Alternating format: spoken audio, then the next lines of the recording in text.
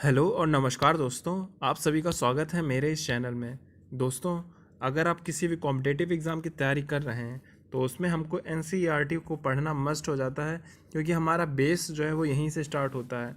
हम भले ही other books खरीद लें और उनको पढ़ने लगें, लेकिन उससे हमारे कॉन्सेप्ट्स क्लियर नहीं होते हैं, हमको हमारा जो बेस है वो स्ट्रांग नहीं बन पाता है। तो अगर हमें अपना बेस स्ट्रांग करना है तो एनसीईआरटी को पढ़ना ही पढ़ना पड़ेगा। आप उसको निगलेक्ट बिल्कुल नहीं कर सकते हैं। इसी वजह से मैंने जो यूपी टेट या सी टेट की तैयारी करने के लिए, डी ट्रिपल एस बी की तैयारी करने के लिए मैंने क्या किया है, क्लास थर्ड से फिफ्थ तक की जो एनसीईआरटी थी उसको अपने इस चैनल पर कवर करवा दिया है। और आप यकीन मानिए, इस थर्ड से फिफ्थ तक की एनसीईआरटी ने जो सी टेट और यूपी टेट से प्रश्न बनते हैं, यूपी टेट से तो कम लेकिन सी टेट से जो प्रश्न बनते हैं उसमें हर जो प्रीवियस ईयर का पेपर था उसमें अगर आप देखेंगे कि 3 से 5 तक की एनसीईआरटी में जो है 10 से 12 प्रश्न इसी से ही पूछ लिए जाते हैं। तो हम समझ सकते हैं कि एनसीईआरटी की जो महत्ता है वो कितनी है, खास करके थर्ड और फिफ्थ की। अगर आप सी टेट की तैयारी कर रहे हैं तो पेपर 2 की तैयारी के लिए या किसी भी कॉम्पिटिटिव एग्ज़ाम की तैयारी करने के लिए जिसमें इतिहास से प्रश्न बनते हैं, तो उसके लिए मैं एनसीईआरटी के 6 चैप्टर को मैं आज लेकर आया हूँ। क्लास की जो फर्स्ट चैप्टर है उसको मैं लेके आया हूँ। तो एक अनोखे अंदाज में है, क्योंकि मैंने अपने चैनल पर जो फर्स्ट चैप्टर की जो बुक रीडिंग थी वो मैंने कर दी है, और उससे जो इम्पोर्टेंट पॉइंट थे मैंने वो भी आपको बताए हैं। साथ ही साथ अब मैं क्या कर रहा हूँ, उस चैप्टर को एक रिवीजन करने के लिए, उससे नोट्स कैसे बनते हैं ये बताने के लिए, और उस चैप्टर के अंदर कितनी चीज़ें इंपॉर्टेंट थी जो कि हमको याद रखनी है, उनको हमको नहीं भूलना है। बाकी चीज़ें भले ही आगे पीछे हो जाएं, लेकिन उस चैप्टर के अंदर जो भी कुछ इंपॉर्टेंट है हमको उसको आज पढ़ना है, और उसको हम पढ़ेंगे। तो पहला चैप्टर है हमारे सामने, क्या, कब, कहाँ और कैसे। तो इसमें जो है मानव सभ्यता के बारे में बताया गया कि शुरुआती मानव जो था वो कहाँ पर निवास करता था, कैसे वो खेती करता था, उसके बाद वो कैसे आखेटक से संग्रहण करता बना। ये सारी चीज़ें जो है हमको उसमें पता चलेंगी, और काफ़ी सारे हमारे डाउट्स हैं वो क्लियर होंगे, और हमको काफ़ी कुछ इसमें जानने को मिलेगा जो कि हमारे एग्ज़ाम पर्सपेक्टिव से इम्पॉर्टेंट है, क्योंकि इस तरह के प्रश्न जो है हमारे एग्ज़ाम्स में पूछे जाते हैं। तो हमारे सामने है पहला चैप्टर, क्लास 6 का जो है पहला चैप्टर है, अध्याय 1। इसका नाम है क्या, कब, कहाँ और कैसे। तो इसमें हमको बताया गया है कि जो भारत में या विश्व में जो शुरुआती इंसान था वो नर्मदा नदी के पास में रहते थे। तो लोग पहले नर्मदा नदी के तट पर रहते थे, क्योंकि जैसे ही अगर हम ये बात करते हैं कि इंसान कहाँ रहता था, तो सबसे पहले लोगों का जवाब निकलता कि सिंधु नदी के पास में रहे होंगे, क्योंकि सिंधु घाटी सभ्यता हमने ये पढ़ी है। और सिंधु इंडस वैली सिविलाइजेशन जिसको हम लोग कहते हैं, हमने ये पढ़ा, तो हम लोग सीधे सीधे यही समझते हैं कि शुरुआती इंसान जो है सिंधु नदी के पास में रहा होगा, लेकिन ऐसा नहीं है। शुरुआती इंसान जो था वो नर्मदा नदी के तट पर रहा था, और नर्मदा नदी जो है ये मध्य प्रदेश में पड़ती है, और अमरकंटक की पहाड़ियों से इसका उद्गम स्थल है। और ये गिरती किस में है, तो ये अरब सागर में गिरती है। नर्मदा नदी और ताप्ती नदी, ये दोनों नदियाँ जो हैं अरब सागर में जाकर के गिरती हैं। तो शुरुआती इंसान कहाँ पर रहा था, शुरुआती इंसान रहा था नर्मदा नदी के पास में, और ये कुशल संग्राहक थे। ठीक है, ये भोजन के लिए जड़ें, फलों तथा जंगल के अन्य उत्पादों का यहीं से संग्रह किया करते थे। देखिए, शुरुआती इंसान ये जो नर्मदा नदी के पास में था इंसान, ये एक कुशल संग्राहक था। संग्राहक का मतलब क्या होता है, चीज़ों को इकट्ठा करने वाला। ठीक है, ये चीज़ों को वेस्ट नहीं करते थे, जैसे बहुत पहले के इंसान क्या करते थे, वो उन्होंने खाया पिया आधा, उन्होंने जितना खाया उतना खाया, अब नहीं खा पाया तो उन्होंने फेंक दिया, या चीज़ों को स्टोर नहीं करते थे। तो ये जो थे नर्मदा नदी के पास में रहने वाले लोग थे, ये कुशल जो थे संग्राहक थे, स्टोर करते थे, और अन्य उत्पादों को यहीं से संग्रह किया करते थे। और आखेटक क्या होता है, आखेटक भी थे, क्योंकि ये शिकारी हुआ करते थे। आखेटक के लिए जो है, शिकारी को जो है आखेटक कहते हैं। तो जो शुरुआती इंसान था वो आखेटक था, लेकिन वो धीरे धीरे जो था वो संग्रहण करता बनता चला गया। फिर बात आती है सुलेमान और किरधर पहाड़ियों के बारे में। तो सुलेमान और किरधर पहाड़ियों में लगभग 8,000 वर्ष पहले, जहाँ उन्होंने सबसे पहले गेहूँ और जौ की खेती, जौ की फसल उगाते थे। तो अगर ये पूछा जाए कि जौ और गेहूं की खेती के अवशेष सबसे पहले कहाँ से मिले हैं, तो 8,000 वर्ष पहले मिले सुलेमान और किरधर की पहाड़ियों से। और सुलेमान और किरधर की पहाड़ियाँ कहाँ पर हैं, तो वो है अफगानिस्तान रीजन में। ठीक है, आज का जो अफगानिस्तान है वहाँ पर जो है सुलेमान और किरधर पहाड़ियाँ हैं। साथ ही साथ हिंदू कुश की पहाड़ी भी हमारे अफगानिस्तान में पड़ती है। तो वहाँ पर सबसे पहले गेहूं और जौ के यानी कि बारले के जो है अवशेष मिले हैं। तो और यहाँ के लोग जो थे वो भेड़ भी पालते थे, बकरी भी पालते थे, गाय बैल जैसे जो पशु थे उनको उन्होंने पालना शुरू कर दिया था। फिर बात आती है नेक्स्ट पॉइंट पर कि उत्तर पूर्व में गारो तथा मध्य में विंध्य पहाड़ियों के क्षेत्र में सबसे पहले चावल उपजाया गया। तो अगर उत्तर पूर्व की बात करें असम साइड में, तो असम में गारो खासी जयंतिया का जो क्षेत्र है वहाँ पर चावल के अवशेष मिले हैं। और फिर मध्य में विंध्य यानी कि मध्य प्रदेश के आसपास में जो है चावल के अवशेष मिले हैं। तो अगर ये प्रश्न पूछा जाए कि चावल के अवशेष कहाँ पर मिले हैं, तो गारो में, गारो के पहाड़ियों के पास में और विंध्य की पहाड़ियों के पास में। और इसी हिसाब से जो है हमारे भारत में आज भी जो है जो चावल की खेती है उसके इम्पैक्ट भी दिखाई देता है, क्योंकि गारो के पास में जो है पश्चिम बंगाल पड़ता है। और भारत में सबसे नंबर 1 पे जो है चावल उत्पादक जो राज्य है वो पश्चिम बंगाल है, दूसरे नंबर पर यूपी है, क्योंकि विंध्य की पहाड़ियाँ जो है मध्य प्रदेश से लेकर के यूपी तक फैली हुई हैं। तो इन दोनों जगहों पर जो है चावल आज भी हमको देखने को मिलता है कि यहाँ पर चावल की जो पैदावार है, उपज जो है वो आज भी यहाँ पर काफ़ी ज़्यादा है। ठीक है, फिर बात आती है अगले पॉइंट पर। तो लगभग 4700 वर्ष पूर्व सिंधु और उसके सहायक नदियों के तट पर आरंभिक नगर फले फूले। शुरुआती इंसान रहा था नर्मदा नदी के पास में, लेकिन सिंधु नदी के पास में जब नगर इंसान रहा तो उसने क्या किया, उसने आरंभिक नगरों को बनाना शुरू किया। और यहीं से जो है सिंधु घाटी सभ्यता की जो है शुरुआत होना स्टार्ट हो गई थी। और सिंधु घाटी का नदी का जो क्षेत्र था वो काफ़ी इंपॉर्टेंट था, क्योंकि यहाँ पर जो थी 5 नदियाँ निकल कर आती थीं, जो कि भारत से निकल के आती थीं और जाके गिरती थी पाकिस्तान में। तो वो नदियों का क्रम भी मैं आपको बता देता हूँ। तो इसकी एक ट्रिक भी है, मैं आपको बताता हूँ, JCRVS, जैसे झेलम, सी से चिनाब, आर से रावी, वी से व्यास और एस से सतलज।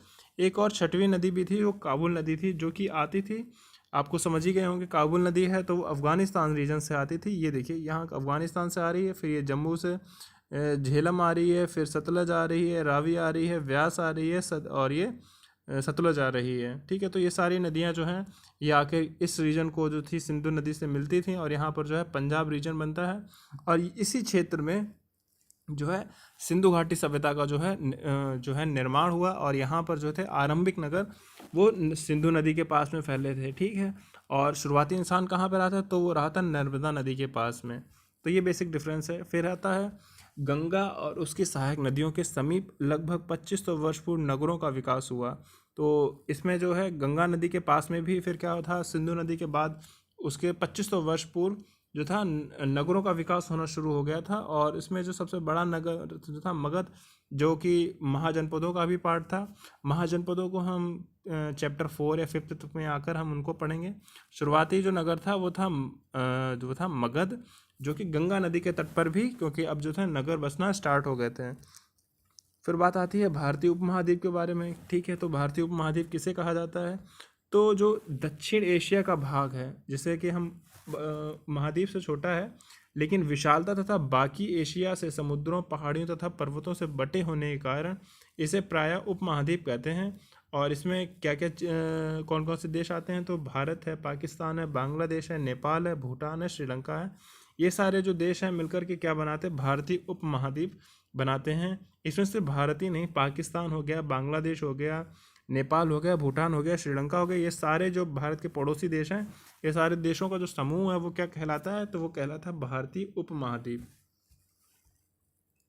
फिर बात आती है हमारे देश का नाम जो इंडिया या फिर हिंदुस्तान कैसे पड़ा उसके बारे में, क्योंकि हमारे देश में जो था अब नगर बनना शुरू हो गए थे और आस पड़ोस के देशों से जो थे व्यापारी जो थे हमारे देश में उन्होंने आना शुरू कर दिया था। तो इंडिया शब्द इंडस से लिया गया है, जिसको सिंधु सभ्यता, सिंधु नदी हम लोग हिंदी में कहते हैं, लेकिन इसको यूनानी भाषा में जो उन्होंने प्रोनाउंस किया उन्होंने इंडस बोला। तो जिसे संस्कृत में सिंधु कहा जाता है, लगभग 2500 वर्ष पूर्व उत्तर पश्चिमी से आए ईरानी और यूनानी ने सिंधु को हिंदोस अथवा इंदोस कहा। ठीक है, तो यूनानी जो कि आपको पता है ग्रीक लोग हुआ करते थे, ग्रीक, ठीक, ग्रीक लोग, जिस देश का जो था शासक जो था वो सिकंदर भी था। तो उसने भारत को क्या कहा, उसने इंडिया को जो था, उसने भारत को जो इंडिया कहा और सिंधु नदी को जो था इंदस कहा, इंदोस कहा। ठीक है, और जो ईरान से लोग आए थे उन्होंने हिंदोस पढ़ा। ठीक है, तो हिंदोस से क्या बन गया, हिंदुस्तान, और इंडोस से हो गया इंडस या फिर इंडिया। ठीक है, तो हमको इंडिया नाम किसने दिया, इंडिया नाम दिया यूनानियों ने, और हिंदुस्तान नाम किसने दिया, तो वो दिया ईरानियों ने। ईरान जो, ठीक है, आज का जो वर्तमान ईरान है, ठीक है, उन्होंने हमको हिंदुस्तान नाम दिया और इंडिया नाम दिया यूनानियों ने। तो इसमें हम पढ़ते हैं आगे। इंदोस कहा और सिंधु नदी के पूर्व में स्थित भूमि प्रदेश को इंडिया कहा। भरत नाम का प्रयोग लगभग 3,500 वर्ष पूर्व संस्कृत में ऋग्वेद में भी मिलता है। तो भरत के बारे में भी हम लोग जानेंगे कि हमारे देश का नाम भारत कैसे पड़ा। तो राजा भरत जो थे, जिसको आपको पता होगा, तो राजा दुष्यंत के बेटे जो थे, तो उनके पुत्र का नाम था भरत, और उसी से हमारे देश का जो नाम था भारत मिला। और इसका जो हमको प्रमाण है वो हमको मिलता है ऋग्वेद में, ठीक है। तो हमको अगर भरत नाम का प्रयोग पूछा जाए भारत के लिए तो कहाँ से मिलता है, तो प्रमाण मिलता है हमको ऋग्वेद में। और यूनानियों ने भारत को क्या कहा, इंडिया कहा, और ईरानियों ने भारत को क्या कहा, हिंदोस कहा, ठीक है। सिंधु नदी को उन्होंने हिंदोस कहा, जिसके बाद जो हमारे देश का नाम हिंदुस्तान पड़ गया, ठीक है। फिर बात आती है इसमें पांडुलिपि की। हम आपको पांडुलिपि के चित्र भी दिखाएंगे और बताएंगे इसके बारे में कि क्या होता है। तो पांडुलिपि को इंग्लिश में मैन्युस्क्रिप्ट कहते हैं। ये पुस्तकें हाथ से लिखी जाती थीं और ताड़ के पत्तों पर लिखा जाता था, या फिर इन्हें भोजपत्र या फिर इनको भोजपत्र भी कहते थे। मैन्यू का अर्थ क्या होता है, तो मैन्यू का अर्थ होता है हाथ, और स्क्रिप्ट का मतलब होता है लिखा हुआ। तो ठीक है, तो मैन्युस्क्रिप्ट से बन गया हाथ से लिखा हुआ, और हिंदी में क्या कहते हैं, पांडुलिपि, जो कि ताड़ के पत्तों या फिर भुर्ज पर लिखी जाती थी। और एक पेड़ पाया जाता था भुर्ज, जो कि कश्मीर रीजन में मिलता था, और उससे भी उसके ऊपर भी जो उसकी जो लकड़ी की छाल हुआ करती थी उसके ऊपर भी लिखने का कार्य जो था संपादन होने लगा था, यानी कि लिखने का कार्य जो था वो स्टार्ट हो गया था। तो बताया है इसमें कि भुर्ज हिमालय के क्षेत्र में उगने वाले पेड़, उसकी छाल का प्रयोग किया जाता था, ठीक है। ज़्यादा पांडुलिपि संस्कृत में मिली, लेकिन कुछ प्राकृत और तमिल में भी मिली हैं। तो संस्कृत में भी मिली हैं, और प्राकृत भाषा में भी मिली हैं, और तमिल भाषा में भी जो है पांडुलिपियाँ मिली हैं। प्राकृत भाषा का प्रयोग आम लोग किया करते थे। इसमें की मेन बात बताई गई है कि संस्कृत भाषा का जो प्रयोग था वो जो था उच्च वर्ग किया करता था, यानी कि जो पढ़ा लिखा होते थे वो जो थे वो उस संस्कृत भाषा का प्रयोग करते थे, और प्राकृत भाषा का प्रयोग जो थे वो आम लोग आम जनता में जो था उसका जो प्रभाव था वो आम जनता में था। फिर हमने इसमें पढ़ा अभिलेखों के बारे में, क्योंकि हमको जो है जब पुरातत्वविदों ने जो था कई सारी, जब उनको ये साइट्स मिली, हिस्टोरिकल साइट्स मिली, तो उनको कई सारे अभिलेख मिले। तो अभिलेख होते क्या हैं उसके बारे में जानते हैं। तो ऐसे लेख जो पत्थर पर किसी धातु, किसी कठोर सतह पर उत्कीर्ण किए जाते हैं, या फिर जैसे कि कोई पत्थर है उसके ऊपर किसी धारदार हथियार से ठोक ठोक करके जो है कोई शब्द को लिखना या किसी मूर्ति को बनाना, तो ये इस चीज़ को क्या कहते हैं, इस चीज़ को कहते हैं अभिलेख। लगभग 2250 वर्ष पुराना अशोक मौर्य का अभिलेख कंधार में मिला। कुछ अभिलेखों में यूनानी और अरमाइक लिपियों का भी प्रयोग हुआ है। ये मैंने आपको बताया था कि अशोक के जो अभिलेख हैं उसमें जो है यूनानी भाषा का भी, और अरमाइक भाषा, अरमाइक लिपियाँ थीं उनका भी प्रयोग है। साथ में कई कुछ जगहों पर संस्कृत भाषा का भी प्रयोग हुआ है। तो ये डिपेंड करता था कि वो अभिलेख किस जगह पर लगा है। और अभिलेख का जो कार्य हुआ करता था, इसमें जो था एक पत्थर पर राजा का कोई आदेश हुआ करता था, या फिर उस राजा ने कितनी लड़ाइयाँ विजय की हैं, इसका उसमें उस अभिलेख में वर्णन मिलता है। तो और इससे हमें उस राजा के बारे में भी पता चलता है। तो इसमें जो बेसिकली जो जिस भी भाषा का प्रयोग किया गया होगा, तो वो उस जगह की जो लोकल भाषा थी उसको ध्यान में रख के किया गया होगा। जैसे कि अगर किसी राजा को जो है अपना कोई आदेश किसी गांव के लिए लिखवाना है, तो अगर उस गांव में लोग अगर संस्कृत भाषा को जानते हैं, तो राजा यही चाहेगा कि उस जगह का जो अभिलेख है संस्कृत भाषा में लिखा जाए, ना कि प्राकृत, अरमाइक या किसी अन्य भाषा में। क्योंकि अगर वो लोग उस जगह के लोग अगर उस भाषा को पढ़ ही नहीं पाएंगे, उस भाषा को समझ ही नहीं पाएंगे, तो उस अभिलेख का जो कोई महत्व जो है वो नहीं रह जाएगा। तो कुछ इसी तरह से हुआ होगा कि राजाओं ने जो है अभिलेख जो कई भाषाओं में लिखवाए होंगे। फिर बात आती है पुरातत्वविद के बारे में, जिसको हम लोग आर्कियोलॉजिस्ट भी कहते हैं। ये वो लोग होते हैं जो अतीत में प्रयोग की जाने वाली वस्तुओं, औजारों, हथियारों, बर्तनों, आभूषणों, इमारतों आदि का जो अध्ययन करते हैं। अतीत का मतलब होता है हमारा पास्ट, ठीक है। जो हमारा जो हिस्टोरियंस होते हैं, जो आर्कियोलॉजिस्ट होते हैं, वो जो पुरानी वस्तुओं, औजारों, हथियारों, बर्तनों, आभूषणों, इमारतों आदि का जो है वो अध्ययन करते हैं, और उनको हम लोग क्या कहते हैं, पुरातत्वविद कहते हैं। फिर बात आती है कि हम लोग बात करते हैं 2200 वर्ष पूर्व, ठीक है, 2500 वर्ष पूर्व, 4000 वर्ष पूर्व, तो ये भी हम लोग पढ़ते हैं। फिर साथ में हम लोग पढ़ते हैं ईसवी के बारे में, या एडी के बारे में, या फिर बीसी के बारे में, या फिर ईसा पूर्व के बारे में। तो ये सारी चीज़ें क्या हैं, तो हम इसको भी डिस्कस करते हैं। तो इसमें बताया गया है, पहले हम समझ लेते हैं कि बीसी का मतलब होता है ईसा पूर्व, जिसको हम लोग बीसी की फुल फॉर्म हो जाती है बिफोर क्राइस्ट, यानी कि ईसा पूर्व। फिर साथ में बीसी के लिए हम लोग प्रयोग करते हैं बीसीई का भी, जिसको हम लोग बिफोर कॉमन एरा कहते हैं।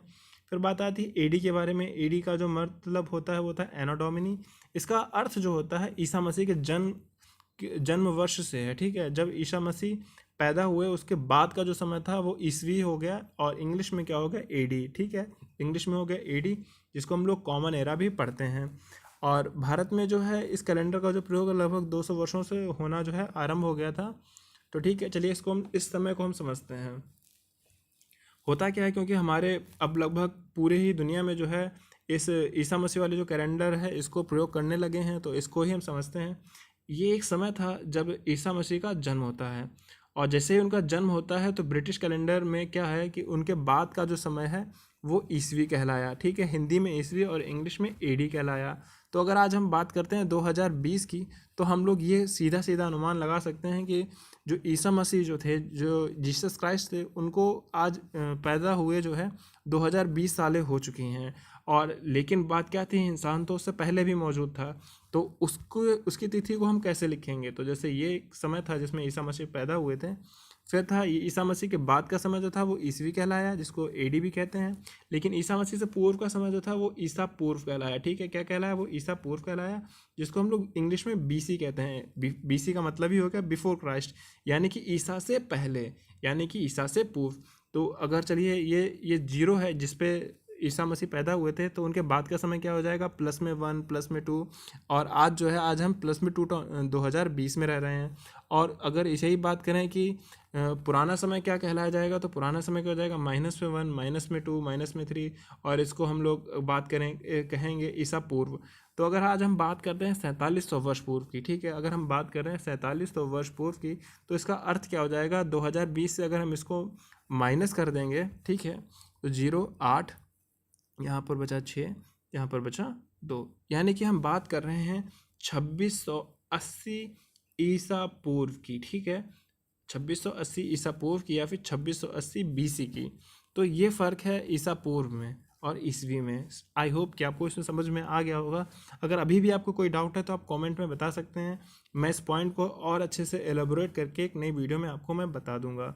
तो यही अंतर था। जैसे एक और चीज़ से हम समझ लेते हैं कि अगर बात हो रही है कि 8000 वर्ष पूर्व, तो 8000 वर्ष से हम के लिए हम क्या करेंगे, सीधे सीधे जो है उसको हम लोग 2020 से माइनस कर देंगे, तो 0 8 और कितना था, 8000 था, 0 8 9 और यहाँ पर बचा 7, तो हो जाएगा 5। तो 5980 ईसा पूर्व या फिर बीसी की जो है वो बात हो रही है।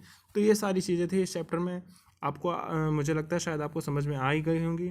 फिर एक नक्शा है हमारे मानचित्र का, ठीक, एक हमारा मानचित्र है जिसमें हमने आपको बताया था कि सुलेमान पहाड़ियों के पास में क्या मिला था। सुलेमान और गिरधर की पहाड़ियाँ जो हैं वो हैं कहाँ पर, अफगानिस्तान में, और यहाँ पर वीट यानी कि गेहूँ और जौ की फसलें यहाँ पर मिली थी। फिर बताया था गारो की पहाड़ियाँ, गारो की पहाड़ियाँ मैंने आपको बताया था कि उत्तर पूर्वी भारत में है, और गारो की पहाड़ियाँ विंध्य के पहाड़ों के पास हमको क्या मिला था, तो यहाँ पर हमको मिला था चावल के अवशेष, जिसमें कि ये आप देख सकते हैं कि गारो की पहाड़ियाँ जो है आज के पश्चिम बंगाल या बांग्लादेश के बंगाल रीजन है यहाँ पर पड़ता है, जिस वजह से भारत में जो है चावल की खेती इस जगह पर नंबर 1 पर है। और यहाँ पर विंध्य की पहाड़ियाँ हैं जो कि मध्य प्रदेश और उत्तर प्रदेश के रीजन को जोड़ती हैं, तो यहाँ पर जो चावल की खेती है नंबर 2 पर है। ठीक है, नंबर 1 पर खेती कहाँ होती है, पश्चिम बंगाल में चावल की खेती, और दूसरे नंबर पर होती है उत्तर प्रदेश में।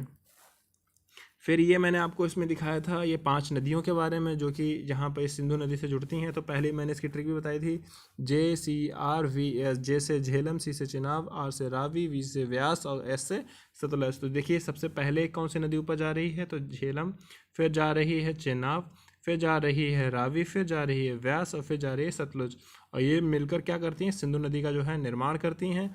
और इधर से एक और नदी आती है, छठवीं नदी, जो कि अफ़गानिस्तान से आती है, और ये इंपॉर्टेंट है क्योंकि यही पूछ ली जाती है कि सिंधु नदी में एक छठवीं नदी कौन सी मिलती है, तो वो काबुल नदी है। ठीक है, फिर इसके बाद क्या था, यहाँ कहीं पर जो था मैंने आपको बताया था कि गंगा नदी के पास में जो था यहाँ पर भी नगरों का बसना शुरू हो गया था, तो इसमें मैंने आपको मगध के बारे में बताया था। इसके बाद में हम 16 महाजनपद भी हैं, उनको भी हम लोग आगे वाले अगले जो पार्ट हैं उनमें जानेंगे कि क्या था।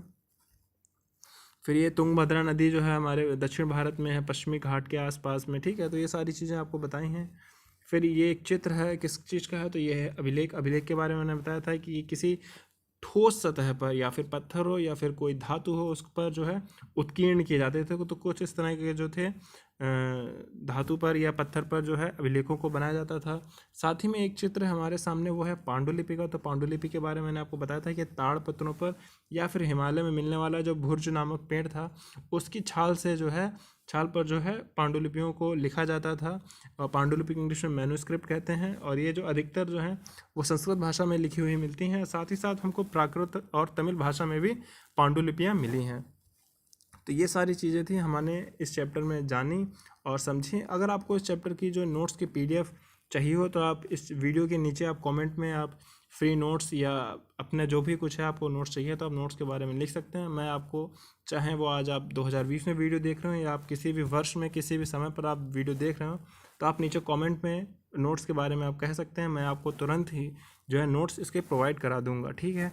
तो आपको कैसे लगी वीडियो? अगर पसंद आई हो तो इसे लाइक करें, मेरे चैनल पर अगर आप नए हैं तो इसे सब्सक्राइब करें। तो अब मैं चलता हूँ, तब तक के लिए धन्यवाद।